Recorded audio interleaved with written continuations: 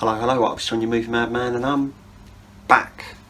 And today I've got another digital review to do for you today.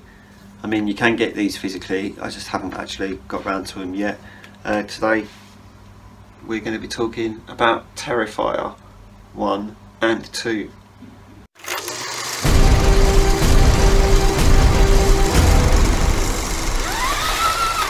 So one of our friends came to visit us around the flat a couple of weeks ago, right around Halloween actually, so it's probably more like 2 or 3 weeks ago now.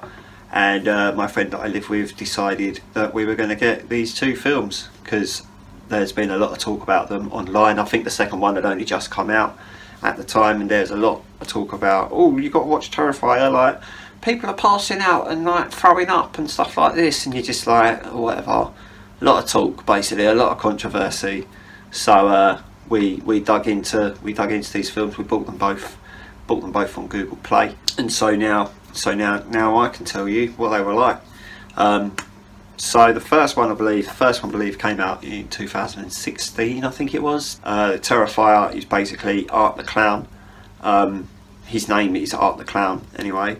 I say that he's not really a clown. He's probably more a mime artist than he is a clown, because he doesn't say anything for the whole time, and a lot of the time he's just like, and all this sort of thing, and it's just a bit like, okay, so you're mad. Story wise, for both of them, it's probably one of the first types of films like this, like a slasher horror film, where the main focus is on Art the Clown, the killer. And I've not seen that before, I don't think, in a film. When we were watching, I think we got 2/3 through the first one, and I think we were a bit like, there's not a lot of focus on these victims, but there has been a lot of focus on the killer, and it's because it's about him. It's his story. The story is about him and the people that he meets and the people that he kills, the dreams and weird visions that he has and stuff like that. It's about him. It's about the killer, which, good point. For me, I thought that was really good. I thought it was really good to see a completely different take on something that everyone's already seen so many times before. The violence. Now, if you guys aren't very good with violence, it gets extremely messy. And even when you think, oh, that bit was off screen, it then just goes back to it later and you see it all in your face and you're like, oh, that bit wasn't off screen, you just saved it for later. I think even when you get to the second one, there are a couple of death scenes where the clown is killing someone and then it just cuts away, and then like a couple of minutes later goes back to it, and you're just like, oh, I thought this death scene was over. It's not. It's still gonna. Oh, it's still going. All right. There is a lot of it. There's a lot of brutality. It's very, very graphic, and it's very, very gory. So if you haven't got a very strong stomach for violence, I would definitely say avoid these films any way that you possibly can, because they are not for the faint of hearted when it comes to violence, I'll tell you that much.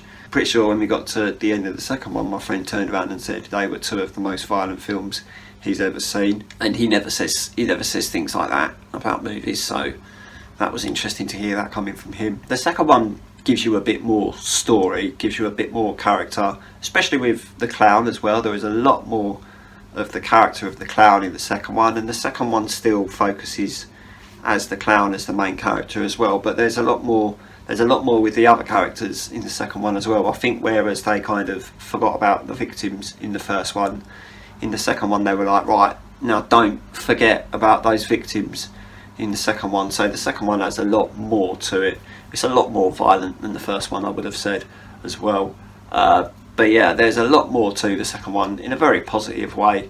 They gave it a lot more story, fleshed it out a little bit more, literally. And yeah, like the effects were improved upon in the second one. Obviously, the man that made it had a bit more money for the second one. The second one was just as good. There is a weird, strange twist at the end of the first one, where you're just a bit like, oh, but you showed us that at the beginning, so how's that supposed to be a twist? Like, they talk about it a little bit at the beginning, and then they go back to it at the end, and you're just like, but we knew that anyway because you showed us at the beginning, so it wasn't really a twist at all. There is a big bunch of characters in the first one that are supposed to be in the second one according to IMDb, but according to the film they're not. So there's no continuation of the characters from the first one except for the killer. The killer continues in the second one. The end of the first one joins in very well with the beginning of the second one, and how they crossed that over. They did that really well too. So all in all, I think it was a really good job. It's really good when you watch a sequel when it literally starts like 3 seconds after the first one finished, and you're like, oh, that's good. You're continuing from where it is. The amount of times you see a film and they leave the first one on a cliffhanger and then they just ignore it in the second one, and you're just like, wow, rude. Like I say, you like a good horror film, you like a lot of violence and gore, then Terrifier is perfect for you. I would avoid it if you don't like those things, but I enjoy those things, so I enjoyed the film. But yeah, be very interested to see if they do a third one, considering how they leave the second one. I would laugh if they make a third one, but I would still watch it.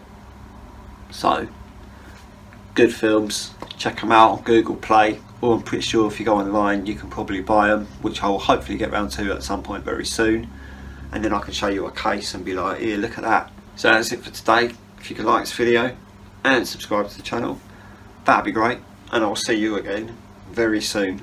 Okay, goodbye.